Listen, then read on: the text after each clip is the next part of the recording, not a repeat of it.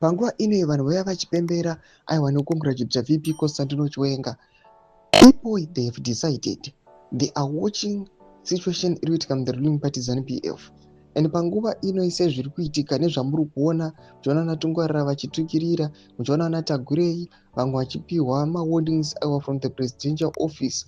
Panguva ino vanhu vazogara pasi vanyatsokuona kuti aiwa, yes, we know what transpired kubva muna 2017 up to now.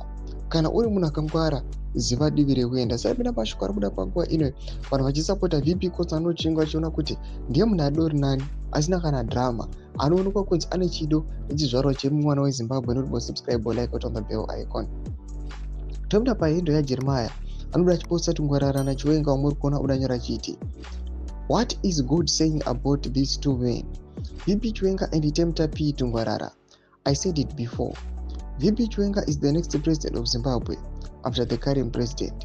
God has been preparing him for the position all the while, and at the right time, I see Zimbabwe being handed over into his hands. And what is God saying about Tungwarara? His political foundation is not firm, imperfect, is like fire that lights up for a moment but fades away.